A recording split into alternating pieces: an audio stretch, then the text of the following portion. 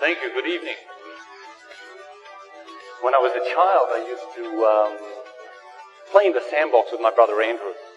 I have 7 brothers, and Andrew is the brother immediately older than me.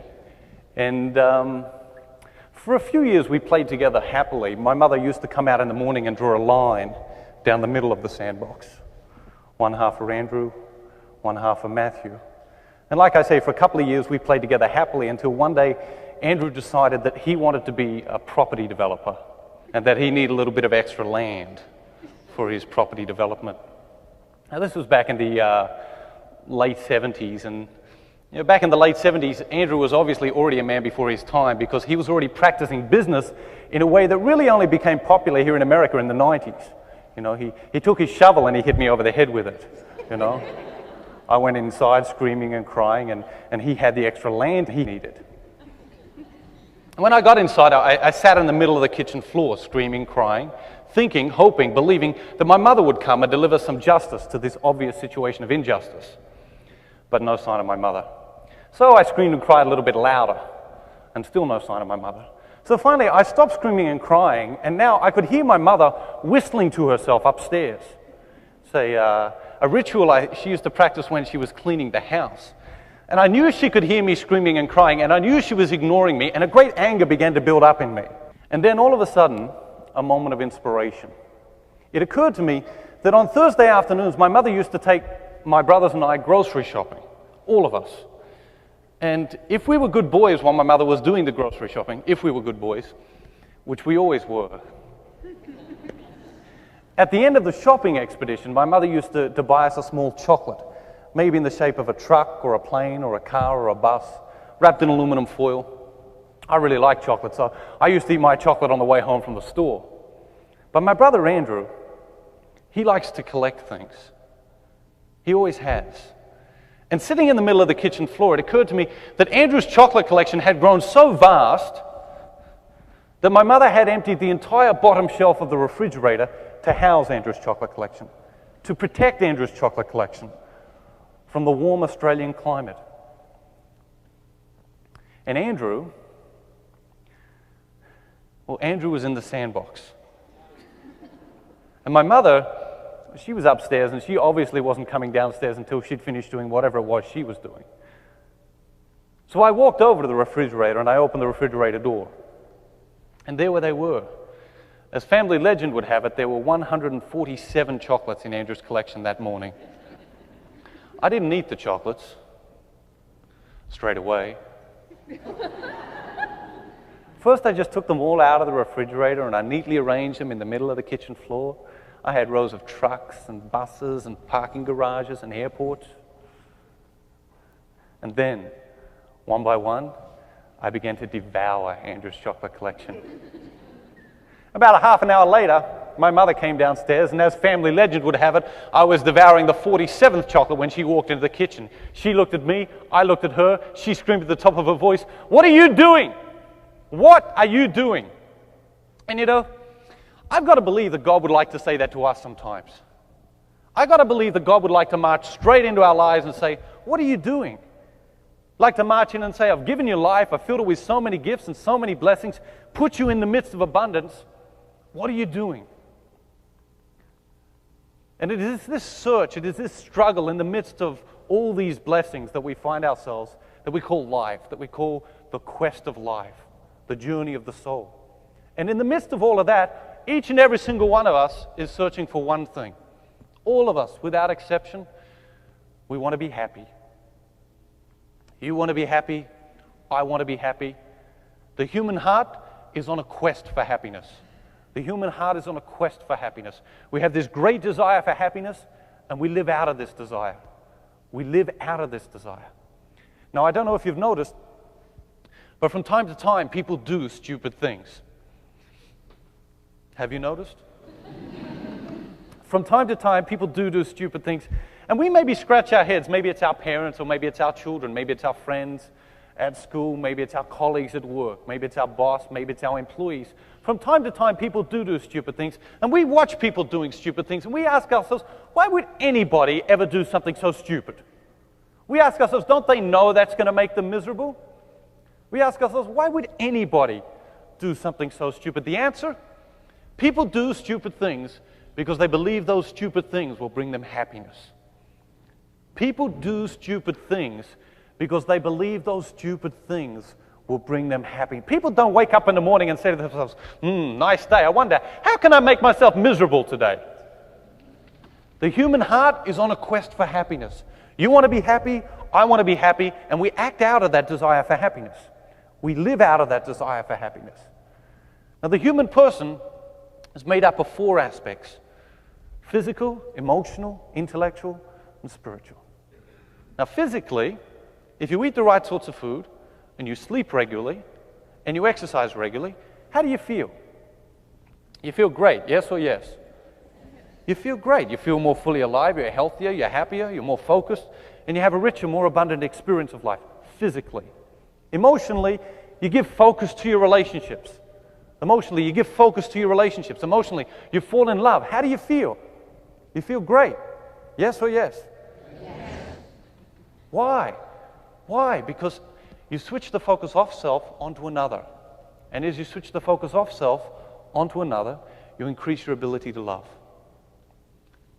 And as your ability to love increases, your ability to be loved increases. You feel more fully alive emotionally. You're healthier, you're happier, you have a richer, more abundant experience of life.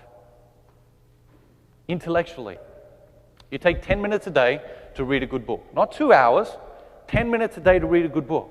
What happens? You become more focused, more alert, more vibrant, more vital. Your vision of yourself expands. Your vision of the world expands. Intellectually, you're healthier, you're happier, you feel more fully alive. You have a richer, more abundant experience of life. Spiritually, you step into the classroom of silence. You take a few moments each day to get reconnected with yourself, to get reconnected with your God. What happens? A sense of peace. A sense of peace. You feel more focused, more alert, more centered, more peaceful in your life. Physically, emotionally, intellectually, spiritually, we know the things that bring us happiness. We just don't do them.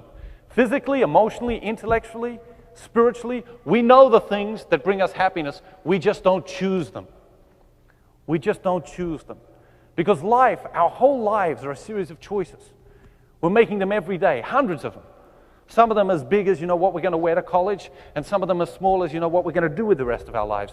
But we're making decisions every day. That was a joke. Appreciate the courtesy chuckle.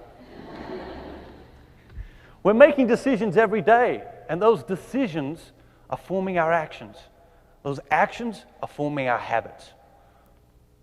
Those habits are forming our character. And that character is forming our destiny. Right in the middle there, the foundation of life, the foundation of character, habits. Let me ask you this. What is one thing you could do that would radically alter your life right now? Not a pipe dream, not something you hope or wish for, but one thing that you have control over that you could do right now that would radically alter your future. Maybe it's eating better.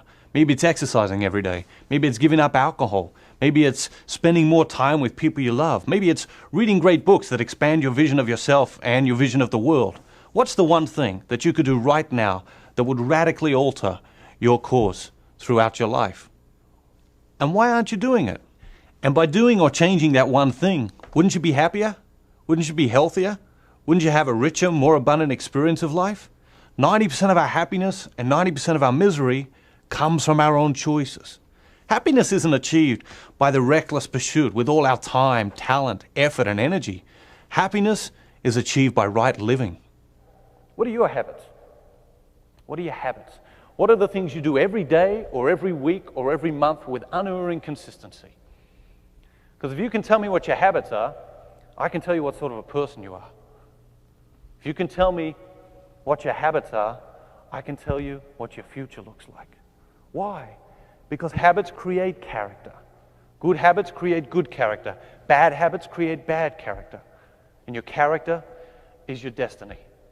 The foundation of life, the foundation of success, the foundation of character, habits. But the foundation of habits, action, and primarily choices. Choices. How do you make your choices? Do you choose happiness? Do you choose happiness? Or are you choosing misery? When you look at your habits, Are they things that are bringing you happiness? Or when you look at your habits, are they things that are bringing you misery? When you look at your habits, do you find choices for happiness or choices for misery? You see, I believe in heaven and hell. I believe in heaven and hell, and I believe they start in this life. And I believe in this life, we are the creators of our own heavens and our own hells. We choose 90% of our happiness, and we choose 90% of our misery. We create our heavens in this life, and we create our hell in this life. Are we choosing happiness, or are we choosing misery? Are we choosing happiness, or are we choosing misery? And how do we make our choices? Well, the world's dwindled it down to just 3 philosophies. Most people, every day, when they make most of their choices, work out of one of 3 operating philosophies. Number 1, individualism. Most people, when they have to make a decision in their lives, they simply ask themselves, what's in it for me? What's in it for me? What can I get out of it? And they make their choice based on what they discover in the answer to that question. Individualism. Second most dominant philosophy in our age is the philosophy of hedonism. Hedonism. We ask ourselves, well, if it feels good, I'll do it. If it feels good, I'll do it. If it doesn't feel good, I won't do it. And finally, the third most dominant philosophy of our age is the philosophy of minimalism. The minimalist asks himself or herself, what is the least I can do? What is the least I can do? What is the least I can do and still stay physically fit? What is the least I can do and still get through school? What is the least I can do and keep my parents from nagging me? What is the least I can do and keep my spouse from nagging me? And ultimately, what is the least I can do and still get to heaven? Minimalism. What is the least I can do? And so 2 roads diverge in the yellow wood of most people's lives, and they simply ask themselves, what's in it for me? If it feels good, I'll do it. And what is the least I can do? But let me ask you, what happens to a family or a community or a nation where every single person asks himself, what's in it for me? What happens to a family where every person says, what's in it for me, and only acts out of that philosophy of individualism? What happens to a family? It falls apart, it grows apart, it self-destructs. And what happens to a community where every single person in that community says, if it feels good, I'll do it, and if it doesn't feel good, I won't? What happens to a community, whether it's as small as a family or as large as a nation, where every single person says, if it feels good, I'll do it? That community will fall apart, it will grow apart, it will self-destruct. But what happens to a community, a family, a nation, where every single person says, well, yeah, what is the least I can do? What is the least I can do? Whether it's as small as a family or as large as a nation, that community will slowly but surely fall apart, grow apart, self-destruct. Because these philosophies that the world are proposing, and they're proposing them as a path of happiness.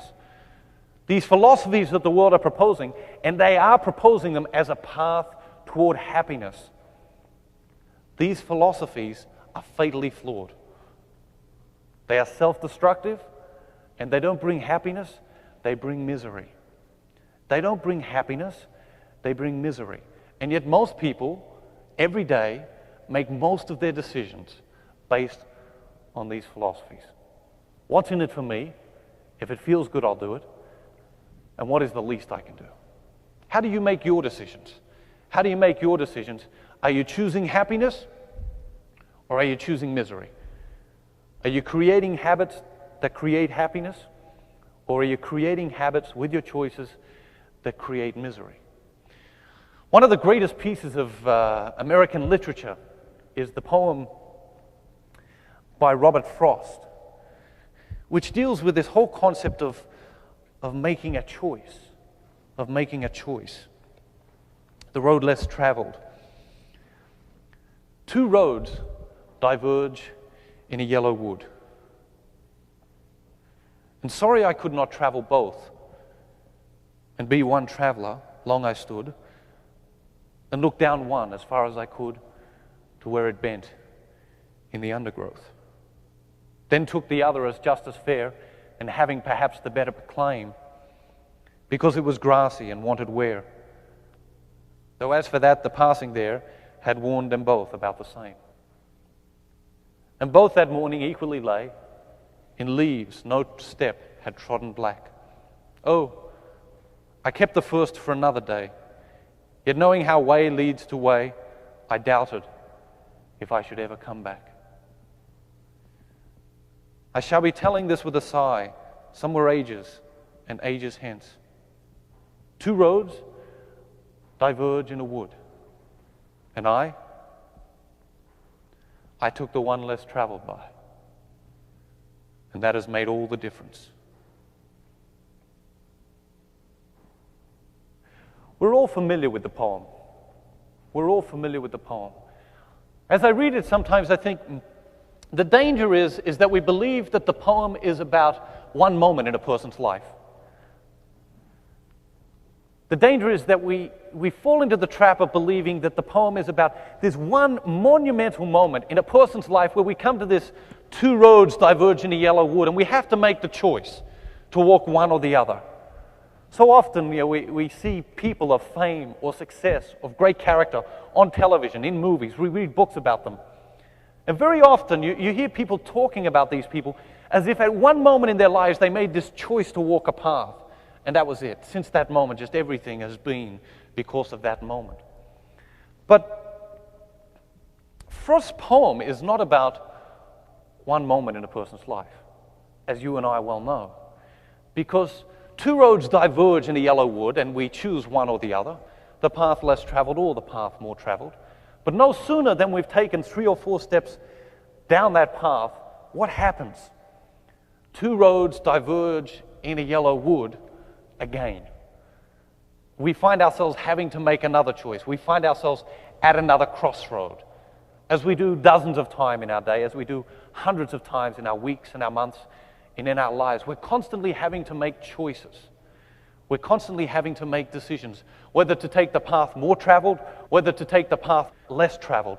Constantly in our lives, we're having to choose. And how are we making those choices? How are you making your choices? Based on the empty philosophies of hedonism, individualism, minimalism, their false promise to bring us happiness? Because let's face it, most people out there are. And yet, are there that many happy people? I mean people who are genuinely happy, independent of substance or circumstance. Think about it in your own life.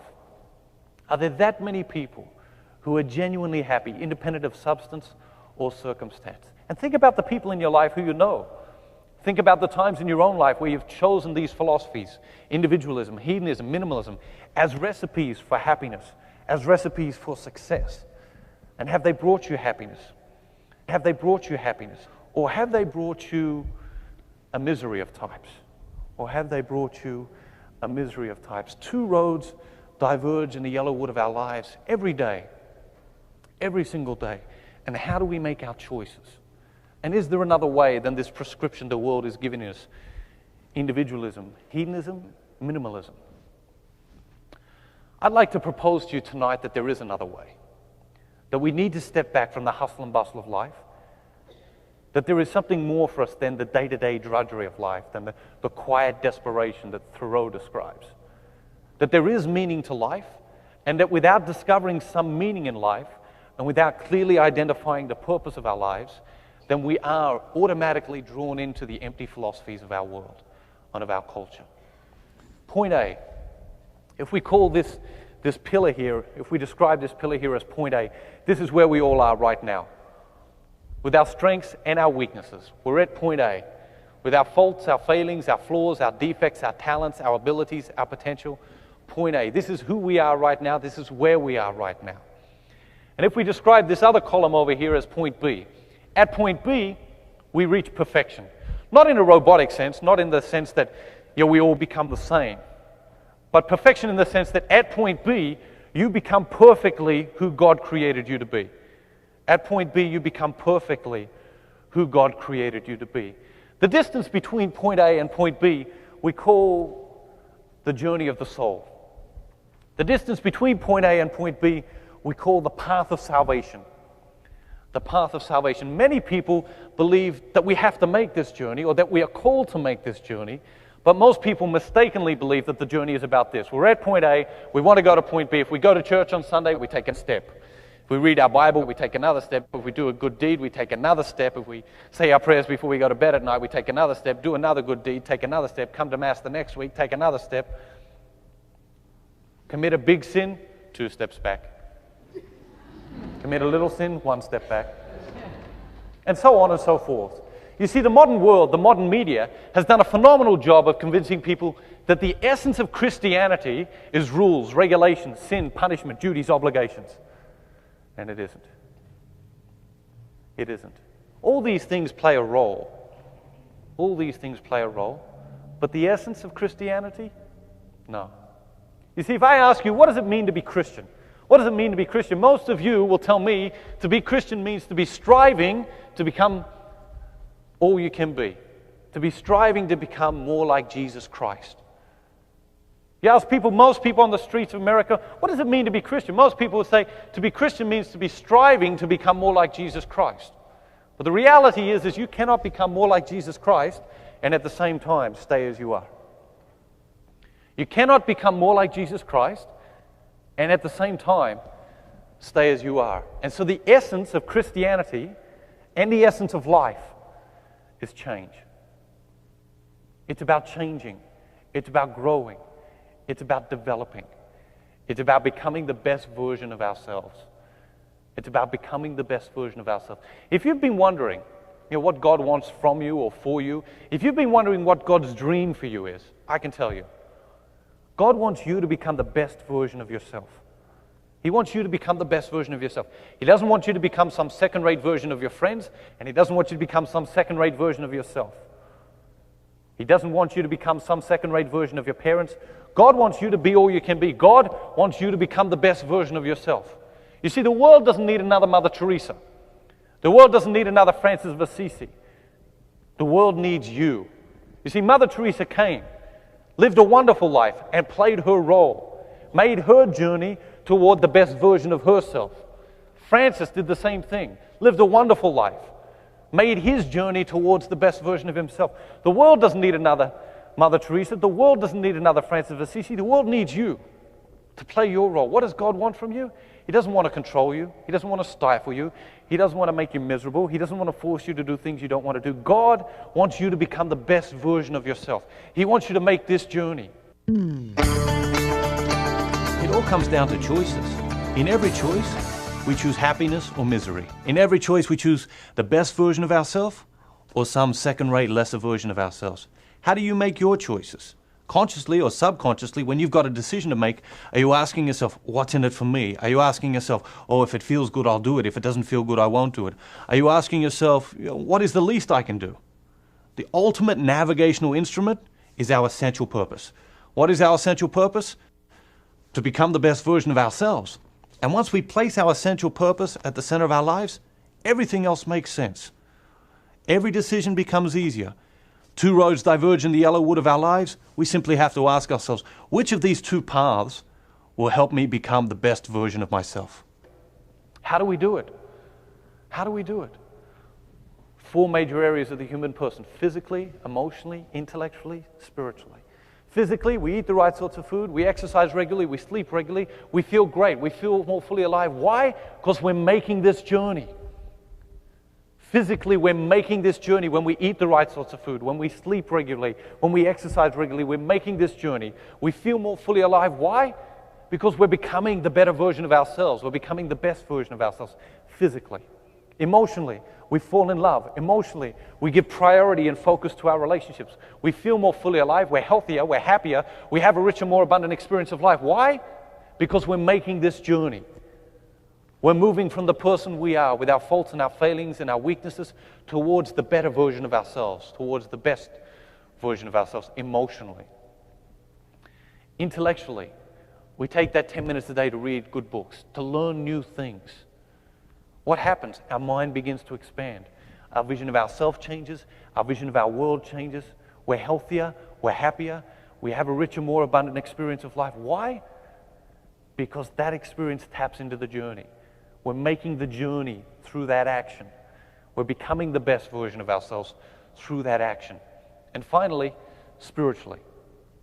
Spiritually, we step into the classroom of silence. We become reconnected with ourselves and with our God. And through that connection with self and through that connection with God, we find a sense of peace. We find ourselves focused, centered, healthier, happier. Why? Because we're making the journey. We're reaching out and grasping at the best version of ourselves. We're reaching out and striving to become the better person we know we can be. The better person we know we can be. Example, those of you who are not already asleep, if you could just close your eyes for a moment. Shh, you'll wake those that are sleeping. Close your eyes for a moment. Ask yourself, in what one way can you become a better person tomorrow? In what one way can you become a better person tomorrow? All right, now open your eyes. Does everyone have one way? Yes or yes? How long did it take? 7 seconds? It's the power of silence. It's the power of reflection. It's the power of meditation. It's the power of prayer to come to this place. To go into the classroom of silence and ask ourselves, in what one way can I become a better person tomorrow? And automatically be called to make the journey. Automatically be called to make the journey. To become the better version of ourselves. To become the best version of ourselves. To become all we can be. That's what God wants from us. That's what God wants for us. That's what God's dream for you is. Why? Because that's where we find happiness. The most important discovery you'll make in your entire life is your essential purpose. And what is your essential purpose? To become the best version of yourself. Because once you understand what the goal of life is, everything else makes sense. Whether it's friendship or marriage or work or books or music, culture, your experience of life, everything should be understood in relation to our essential purpose. Take books, for example. I mean, what makes a great book? Is it just because it has good plot? Is it just because it has good character development? No. A good book is a book that helps us achieve our essential purpose. A good book is a book that encourages us, inspires us, challenges us to want to become our best self. You know, what makes a good marriage? You know, what is the goal of marriage? Is it just two people getting together, living together, paying the bills together, fighting together? No. The meaning of marriage, the goal of marriage is two people coming together, encouraging each other, inspiring each other, challenging each other to become the best version of themselves, and then raising children and educating them to become the best version of themselves. Why do we go to work? What's the meaning of work? What's the goal of work? Do we just go to work to make money? Do we just go to work to make money, to pay the bills, to buy a car, to buy a house, you know, to buy clothes? No.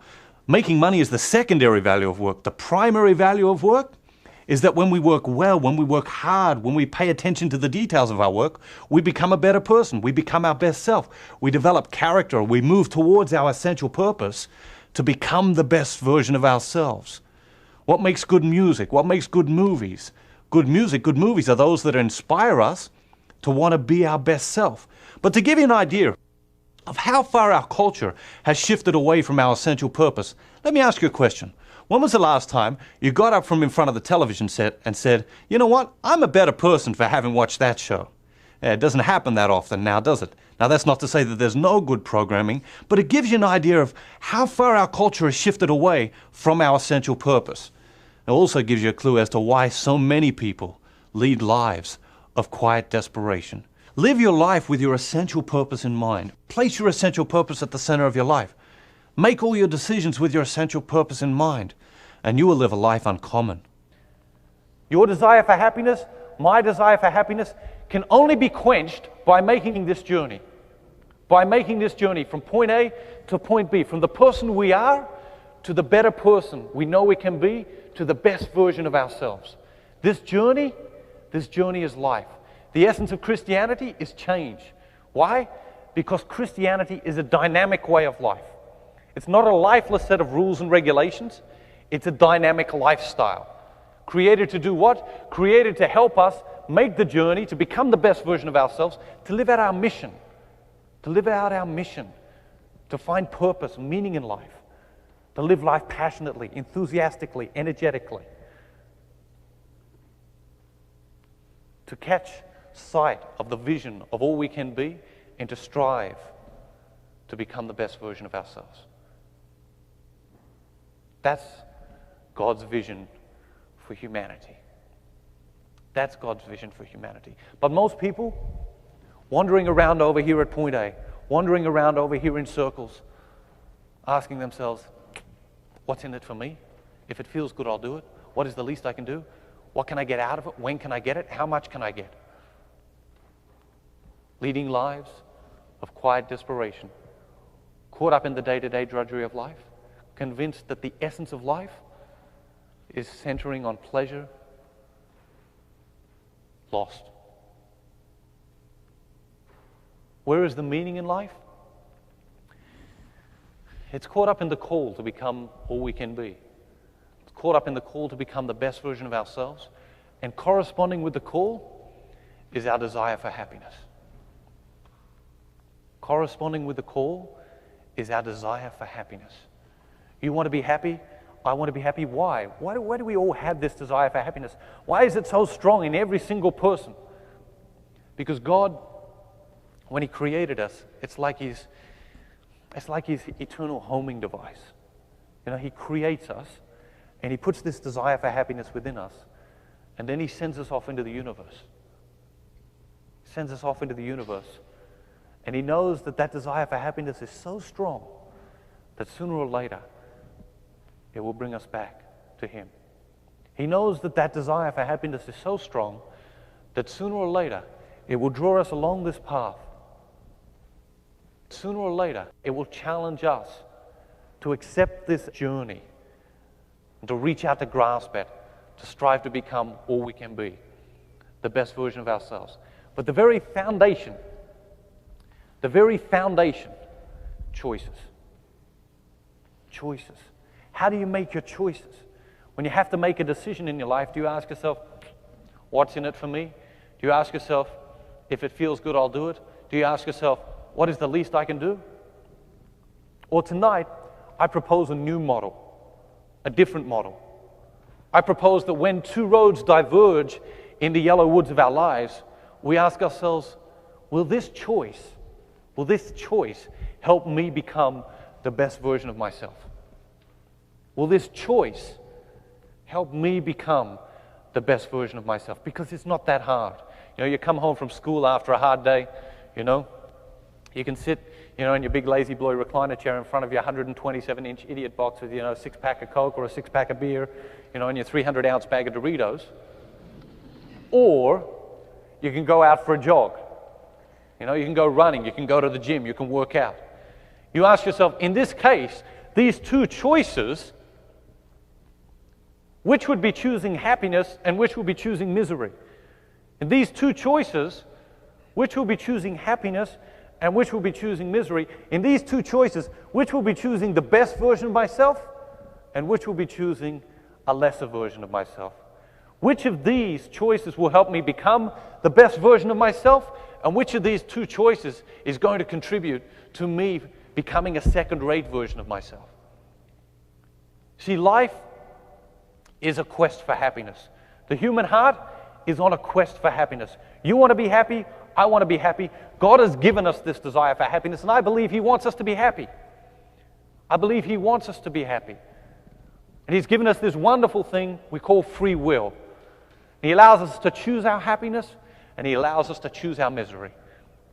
He allows us to choose our happiness, and He allows us to choose our misery. Here in this life, He allows us to create a heaven, and He allows us to create a hell.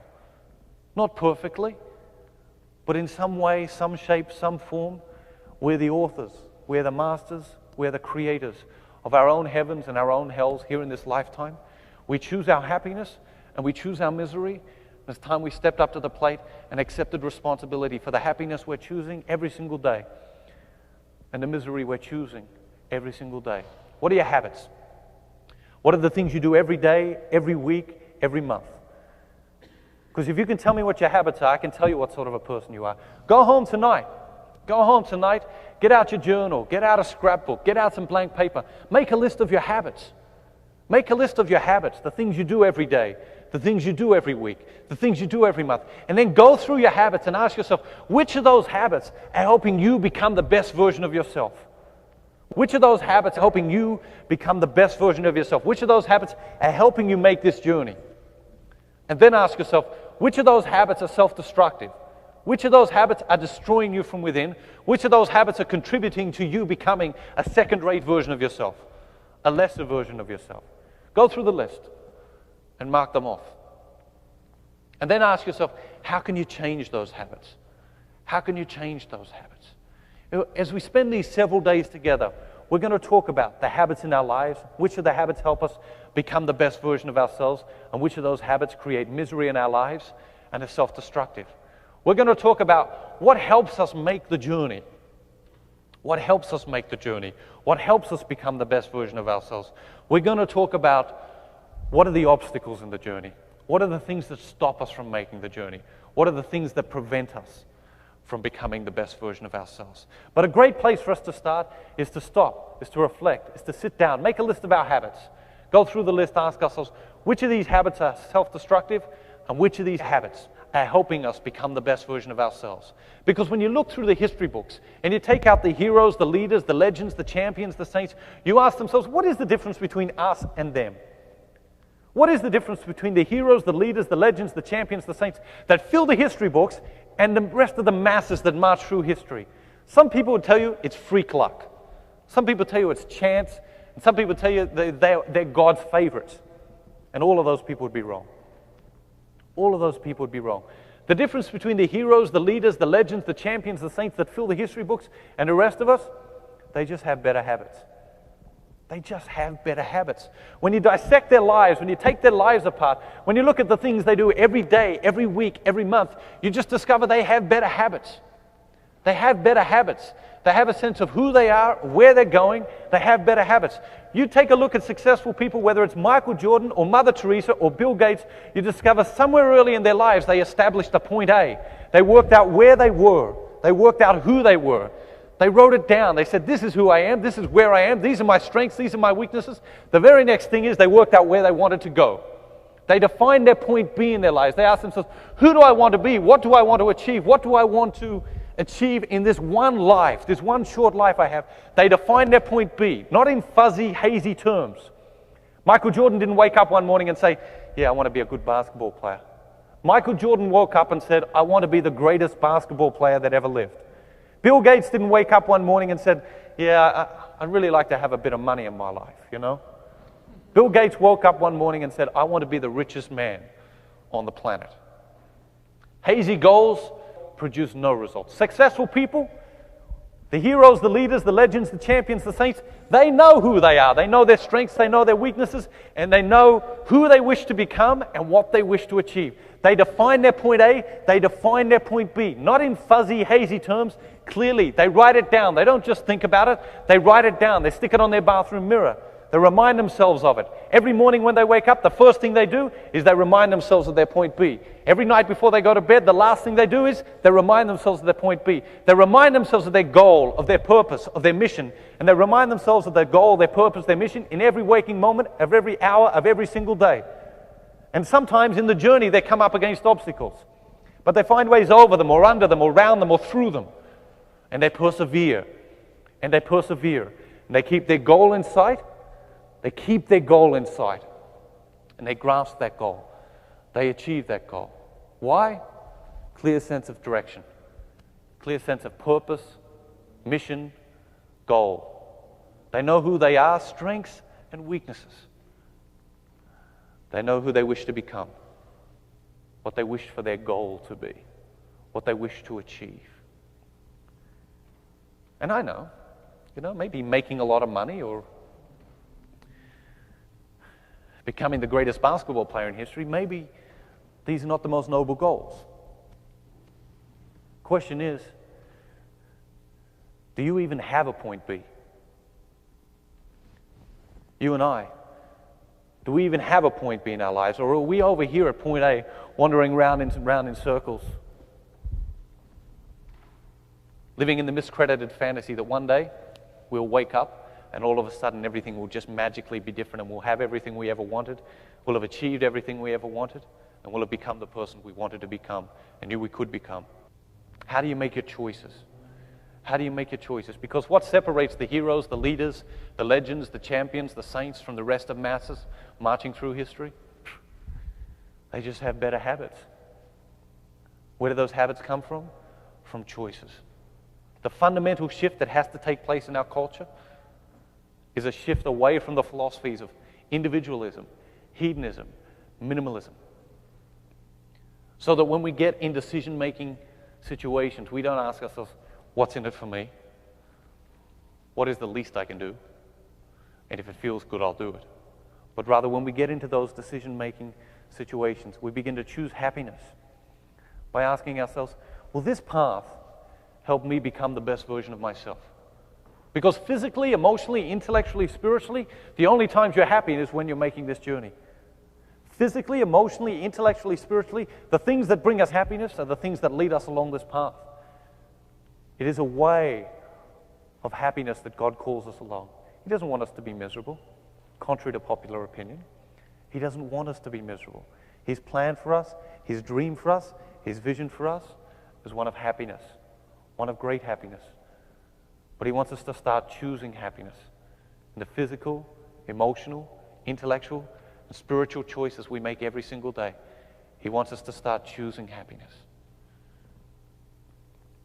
At different times in our lives, we all need to step back. We have a great opportunity to do that this week. In the late 1960s, there was a young man who was in high school, and his dream was to become a famous musician. So he dropped out of high school and he began traveling across America, playing his music wherever people would listen. But as a high school dropout and with very little musical experience, he found it very difficult to get work as a musician. He found himself living the discouraging habit of playing to a handful of drunks here and there in some tiny club each night. His only joy in life was his girlfriend. He had this dream to become a famous musician, so he stuck at his playing to a handful of people here and there each night, believing that somewhere along the line he would get a break. But physically, he was worn down. Professionally, he was failing. Financially, he was bankrupted. He was so poor, he used to sleep in laundromats at night to save the cost of a hotel room. His girlfriend, her dream was to marry a famous musician. And she got sick and tired of his gypsy lifestyle, and so she broke up with him. The young musician became so discouraged that he decided to commit suicide. This wasn't his dream. His dream was to play to sell-out crowds. His dream was to have his music in every music store around the country. His dream was to walk down the streets and people ask him for autographs. His dream was to see his name in lights. He even had a dream as a child that he would play to a sell-out crowd in a baseball stadium, which in the 60s was an absurd thought. So he went home that night, and in a half-hearted attempt to take his own life, he drank a bottle of poisoned furniture polish and got very, very, very drunk. He woke up 36 hours later, and that afternoon he checked himself into a mental institution. And there in the mental institution, they didn't give him any medication. There in the mental institution, he spent time with the patients. And 2 weeks later, he checked himself out of that mental institution, a new man, completely resolved to pursue his dream to become a famous musician. It wasn't anything the doctors or nurses had said to him that had cured him. It wasn't any medication that they had given him that had cured him. The other patients had cured him. By being with the other patients, he'd recognized his great giftedness. And 2 weeks later, he checked himself out of that mental institution, completely resolved to pursue his dream to become a famous musician, to do whatever it took, to work as hard as was necessary. 3 years later, he wrote a song called Piano Man. It's the story of Billy Joel. And today, there's hardly a person on the planet who doesn't know who Billy Joel is. Don't say, I'm too young. Don't say, I'm too old. Most people spend the first half of their life saying, I'm too young, and the second half of their life saying, I'm too old, and somewhere in the middle, they get kidnapped by what Thoreau described as a life of quiet desperation. Don't say I'm too young. Don't say I'm too old. Mozart was 11 years old when he wrote his first symphony. Ralph Waldo Emerson was 14 years old when he enrolled at Harvard. Bill Gates was 19 years old when he co-founded Microsoft. Ralph Lauren was 29 when he created Polo. Pablo Picasso, 55, when he painted Guernica. Dom Perignon was 60 when he first produced champagne. Nelson Mandela was 71 years old when he was released from a South African prison. 4 years later, at the age of 75, he was elected president of South Africa. Michelangelo was 72 years old when he designed the dome of St. Peter's Basilica in Rome. And Frank Lloyd Wright was 89 years old when he completed his work on the Guggenheim Museum. Don't say I'm too old. Don't say I'm too young. Now is your time. This is your time.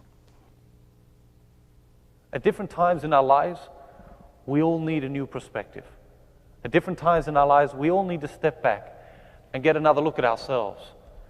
Get another look at all we're capable of being, of doing, and of becoming.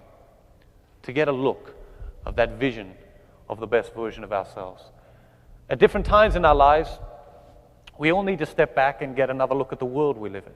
The way we live our lives is determined by the way we see the world. How do you see the world? How do you see the world? You see, the great danger is us to fall into the trap of believing that the whole world is like the city we live in. You know, sometimes it's a temptation to fall into the trap of believing that the whole world is like the street we live on. But it isn't. It isn't. You see, if we reduce the world's population to 100 people, if we reduce the world's population proportionally to 100 people, 57 of those 100 people would come from Asia, 21 from Europe, 14 from North and South America, and 8 from Africa. 51 would be women, 49 would be men. 70 of those 100 people would be non-Christian, 30 would be Christian. 68 of those 100 people would not be able to read and write. Think about it. How do you see the world? 68% of the world's population cannot read and write. 6 of those 100 people would own and control more than half of the world's wealth. All of those 6 people would be US citizens. 3 of those 6 people would live on the North Shore of Long Island on the same street. 1 of those 100 people would have just been born. 1 of those 100 people would be just about to die. And only 1 of those 100 people would have been to college. How do you see the world? Maybe in your world, everyone goes to college. But on planet Earth, 1 in 100 people. How do you see the world? Because the way we see the world determines the way we live our lives. 1/3 of the world's population is dying from lack of bread. 2 billion people hungry today just for bread. 1/3 of the world's population is dying from lack of justice. And 1/3 of the world's population is dying from overeating. How do you see the world? How do you see the world? Because the way we see the world determines the way we live our lives. The way we see the world determines the way we live our lives. The way I see it, the way I think nature encourages us to see it, the way I think God encourages us to see it, life comes down to 2 very simple realities. People were made to be loved, and things were made to be used. But we love things, and we use people. And every time we encounter God, He simply encourages us to reverse those 2 simple realities. To start loving people again and using things. To put things in our own lives back in their proper order, in their proper perspective. To put things back in the world, back in their proper order, proper perspective. Where does it start? It starts with choices. Are we choosing happiness? Are we choosing misery? Are we choosing happiness or are we choosing misery? We're making choices every single day, hundreds of them. Some of them small, some of them large. Are we choosing happiness or are we choosing misery? Because happiness comes from making this journey. It's a choice. It's a choice. Our choices create actions. Our actions create habits. Our habits create character. And your character is your destiny. What are your habits? Are you choosing happiness or are you choosing misery?